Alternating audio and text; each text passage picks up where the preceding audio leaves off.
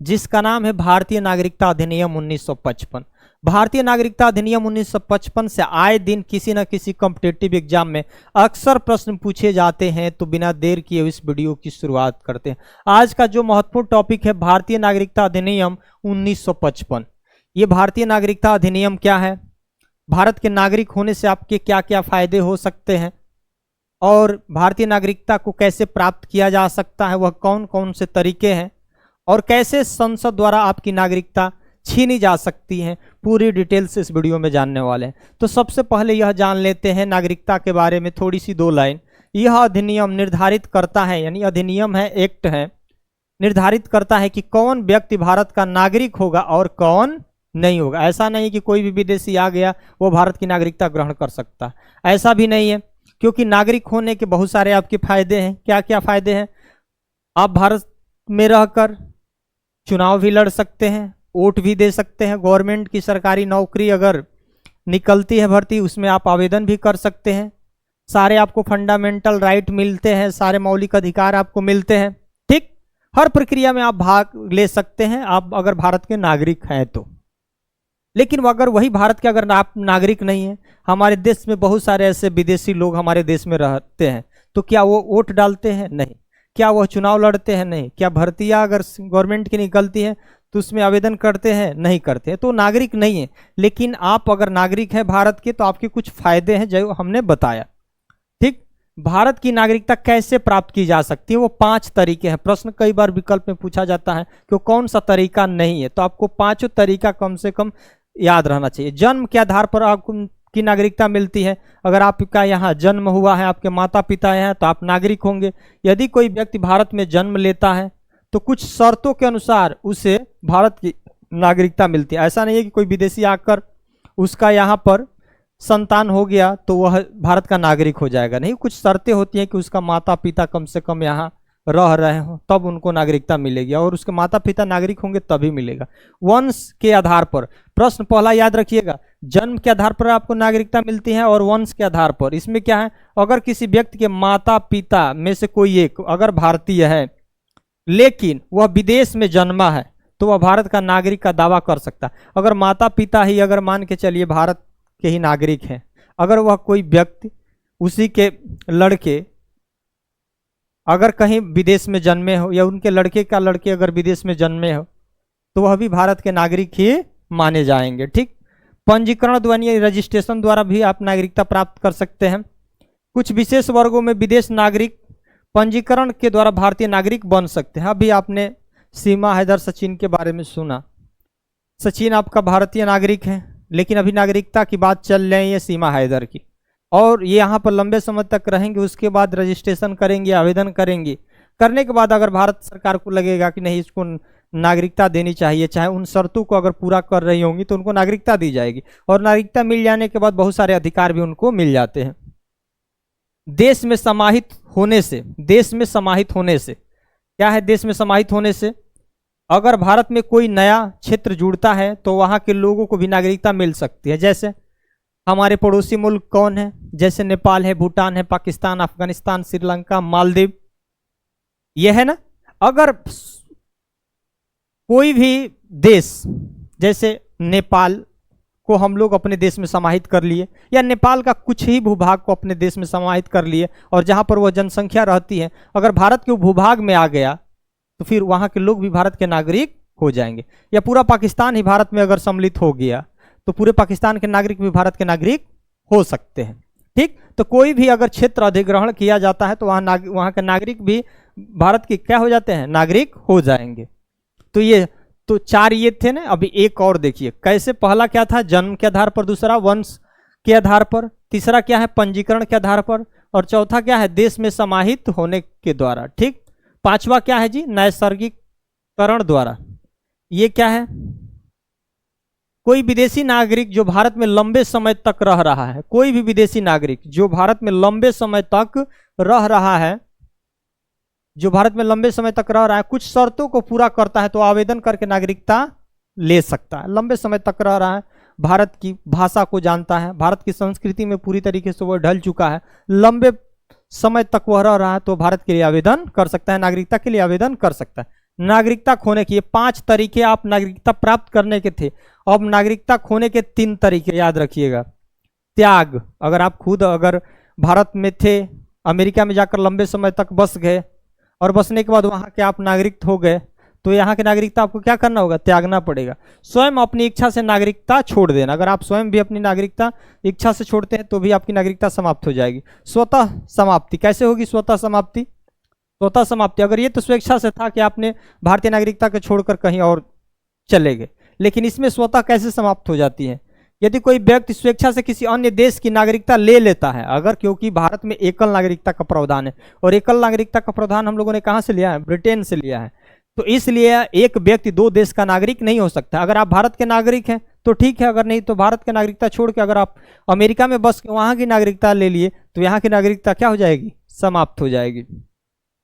बर्खास्तगी, भाई धोखाधड़ी से अगर आप नागरिकता लेंगे तो भी आपकी नागरिकता खत्म हो जाएगी। सरकार द्वारा किसी व्यक्ति की नागरिकता छीन ली जाती है यदि वह कानून का उल्लंघन करता, अवैध तरीके से आपने नागरिकता ले ली, ठीक। बहुत सारे ऐसे पड़ोसी मुल्क के शरणार्थी आ गए, फर्जी सारे डॉक्यूमेंट्स बना के नागरिकता ले लिया, अब ये जांच में पता चला कि नहीं ये तो अपने देश के नहीं है, तो उनकी नागरिकता क्या कर दी जाएगी, बर्खास्त कर दी जाएगी, यानी समाप्त कर दी जाएगी।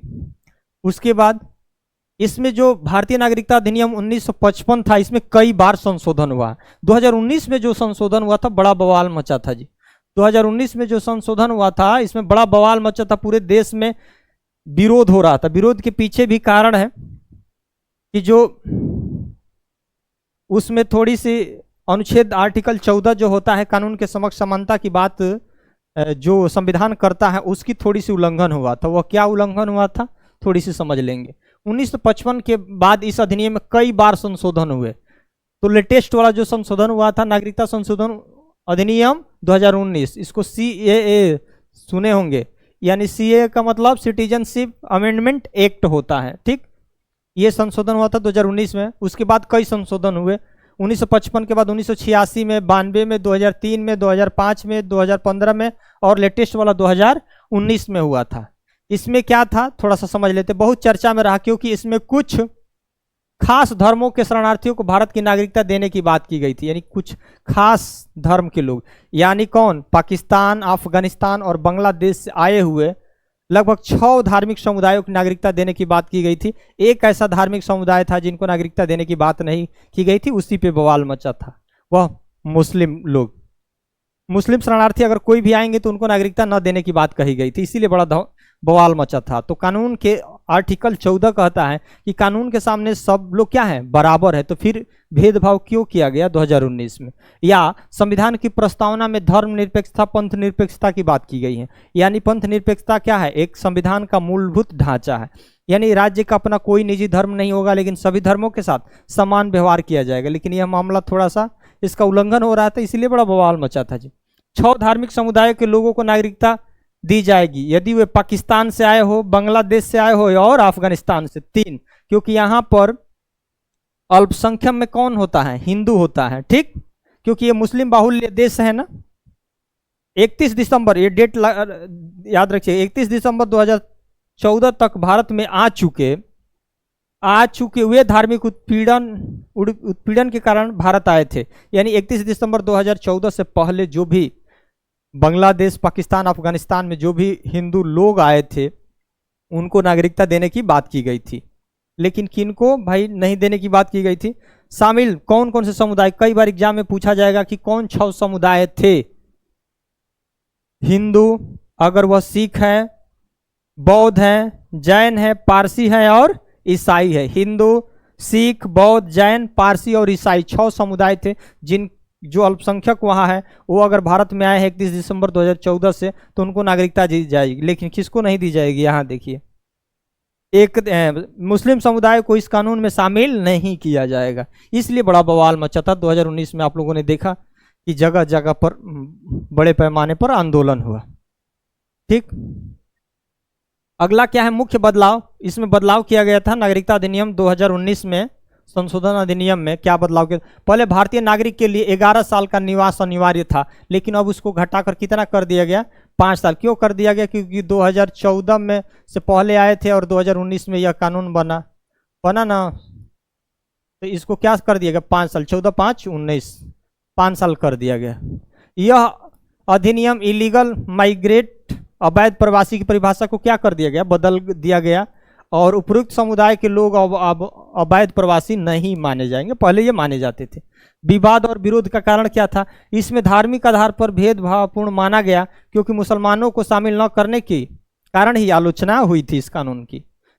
संवैधानिक सवाल क्या था भाई, अनुच्छेद 44, अनुच्छेद 44 क्या कहता है, कानून के सामने सब लोग बराबर हैं, बड़ा या छोटा है, फिर भी धार्मिक आधार पर क्यों भेदभाव किया गया, यही बहुत बड़ा कारण था बवाल का। ठीक, और यहां से ये कई बार प्रश्न पूछा जाता है कि नागरिकता जो है, नागरिकता संविधान के किस भाग में है, नागरिकता संविधान के किस भाग में है, कई बार प्रश्न पूछा जाता है, बताइए आप, नागरिकता संविधान के किस भाग में है, भाग 2 में। उसके बाद किस अनुच्छेद से किस अनुच्छेद तक है, 5 से 11 तक, यानी संविधान में नागरिकता का प्रावधान किस में भाग में है, भाग 2 में। अनुच्छेद कहां से कहां तक है, 5 से 11 तक। अनुच्छेद 5 क्या कहता है, संविधान प्रारंभ होते समय भारत की नागरिकता, यानी संविधान लागू हुआ 1950 में, 26 जनवरी 1950 में, तो वो उस समय की नागरिकता की बात करता है। भारत का नागरिक वह व्यक्ति होगा जो भारत में जन्मा हो, या भारत में उसके माता या पिता का जन्म हुआ हो, या वह कम से कम 5 वर्षों से भारत में सामान्य रूप से रह रहा हो। उस समय बड़ा नागरिकता सिद्ध करना बहुत बड़ी चुनौती हुआ करती थी, क्योंकि आए दिन भारत पाकिस्तान के बंटवारा होने से दोनों देशों में उथल पुथल का दौर था। भाई भारत का नागरिक कौन होगा, किन्हें सारी योजनाओं का लाभ मिलेगा, पाकिस्तान के लिए भी चुनौती थी और भारत के लिए भी चुनौती थी। तो ये कहा गया कि भाई संविधान लागू होने से पहले कम से कम वह 5 वर्षों तक पहले भारत में रह रहा होगा, यानी 1945 से मान के चलिए भारत में रह रहा हो, या उसके माता पिता में से कोई भी भारत का नागरिक हो तो उसको नागरिकता मिल जाएगी। अनुच्छेद 6 क्या कहता है, पाकिस्तान से आए भारत में, यानी पाकिस्तान से आए भारत के लोगों की बात करता है, पाकिस्तान से भारत में प्रवास करने वाले व्यक्ति, यानी भारत के विभाजन के बाद पाकिस्तान से आने वाले लोगों में भारतीय नागरिकता के विशेष प्रावधान किए गए। यानी अनुच्छेद 6 पाकिस्तान से भारत, अनुच्छेद 7 क्या होगा, भारत से पाकिस्तान। यहां देखिए कुछ डेट दिया गया है, यदि कोई व्यक्ति भारत में 19 जुलाई 1948 से पहले आया हो तो वह भारत में अस्थायी रूप से रहने लगा हो तो वह नागरिक बन जाएगा। अनुच्छेद 6 में कहा गया कि पाकिस्तान से जो भी व्यक्ति अगर भारत आया है, लेकिन कब से, 19 जुलाई 1948 अगर पहले आया हो और अस्थायी रूप से अगर रह रहा हो तो उसे भारत का नागरिक माना जाएगा। लेकिन 19 जुलाई 1948 के बाद अगर आने वाले व्यक्तियों को भारतीय नागरिकता के लिए रजिस्ट्रेशन कराना होगा, यानी 19 जुलाई 1948 अगर पहले आ गया हो, भारत में रह रहा हो तो नागरिकता मिलेगी, लेकिन 19 जुलाई 1948 के अगर बाद आया होगा तो उसको भारत सरकार के सामने आवेदन करना होगा, अगर भारत सरकार चाहेगी तो उसे नागरिकता देगी। इसकी बात की गई थी। अनुच्छेद 6 देख लिए, अनुच्छेद आप 7 देखिए। अनुच्छेद 6 पाकिस्तान से भारत आए, अनुच्छेद 7 भारत से पाकिस्तान गए। अब यहां ये देखना है, पाकिस्तान जाने वाले व्यक्ति, यानी भारत से पाकिस्तान जाने वाले व्यक्ति, यदि कोई व्यक्ति विभाजन के समय पाकिस्तान चला गया और फिर भारत लौट आया तो वह नागरिक नहीं माना जाएगा जब तक कि वह प्रव्रजन परमिट लेकर वापस न आया हो। तब तक वहां से कोई परमिट लेकर वापस नहीं आया हो तब तक भारत का नागरिक नहीं माना जाएगा। अनुच्छेद 8 विदेशों में रहने वाले भारतीय मूल के व्यक्ति, ऐसा भी है ना कि भारतीय मूल के लोग बहुत सारे विदेशों में रहते हैं, उनका इसमें प्रावधान किया गया है अनुच्छेद 8 में। यानी भारत के बाहर रहने वाले व्यक्ति जिनके माता पिता या पूर्वज भारत में जन्मे थे और उन्हें भारतीय नागरिकता रजिस्ट्रेशन के माध्यम से मिल सकती है यदि वे भारत सरकार के पास आवेदन करे तो रजिस्टर किए जाए तो, यानी कोई भी उनका पूर्वज भारतीय मूल के वह नागरिक है लेकिन विदेशों में लंबे समय तक रह रहे हैं, उनके माता पिता भारत में रहे हो, उनका पूर्वज भारत में रहे हो, तो वह रजिस्ट्रेशन करके अपना नागरिकता ले सकते हैं। अनुच्छेद 9 दोहरी नागरिकता का निषेध है। भारत में दोहरी नागरिकता का प्रावधान नहीं है, एकल नागरिकता का प्रावधान है और वह ब्रिटेन से ग्रहण किया गया है। अनुच्छेद 9 में याद रखिएगा, अगर कोई भारतीय नागरिक स्वेच्छा से किसी विदेशी देश की नागरिकता प्राप्त कर लेता है तो वह भारतीय नागरिकता नहीं रह जाएगा, यानी भारत की नागरिकता स्वतः ही समाप्त हो जाएगी, आप कहीं भी एक जगह का नागरिक होंगे। अनुच्छेद 10 क्या कहता है, अधिकारों का निरंतरता। ऐसा नहीं है कि एक बार अगर आपके माता पिता भारत के नागरिक हो गए तो उनका लड़का को अब सिद्ध नहीं करना पड़ेगा कि हम भारत के नागरिक, उनके लड़के को अब सिद्ध नहीं करना पड़ेगा। एक बार अगर आपके माता पिता की नागरिकता यहाँ मिल गई, अगर आप भारत में रह रहे हैं तो आपकी नागरिकता बनी रहेगी। भारतीय नागरिकता बने रहने के लिए अधिकार को संसद के कानूनों के अनुसार बनाए रखा जाएगा। ठीक, बार बार आपको नागरिकता सिद्ध कर नहीं कराया जाएगा। ठीक, और इस भाग का लास्ट अनुच्छेद है और इसमें कहा गया है कि संसद को अधिकार है, यानी भारतीय संसद को यह अधिकार है कि वह कानून बनाकर नागरिकता की प्राप्ति, समाप्ति और अन्य मामलों में विनियमित कर सकती है। ये संसद को अधिकार है। आप देश के साथ गद्दारी करेंगे, धोखाधड़ी से अगर नागरिकता ले लेंगे, जहां से यह पता चलेगा तो आपकी नागरिकता भी समाप्त की जा सकती है। यह नागरिकता आप प्राप्त करना चाहते हैं तो आप भारत सरकार के सामने आवेदन करेंगे तो संसद के द्वारा आपको नागरिकता भी मिल जाएगी। इस अनुच्छेद के तहत संसद ने भारतीय नागरिकता अधिनियम 1955 पारित किया और पारित करने के बाद सारा हम लोग चरणबद्ध तरीके से देख लिए हैं पहले ही। ठीक, ये मेरा चैनल है DS फॉर GS। अगर आप इस चैनल पर नए होंगे तो निश्चित ही इस चैनल को सब्सक्राइब कर लीजिएगा ताकि अधिक से अधिक लोग जुड़ सके। अगर यह वीडियो कैसा लगा, इसमें क्या बदलाव कर सकते हैं, अगर कोई बदलाव है तो भी आप कमेंट करिए, नहीं है तो भी कमेंट करिए और लोगों के पास शेयर करिए ताकि हमारी मेहनत पूरी तरीके से सार्थक हो।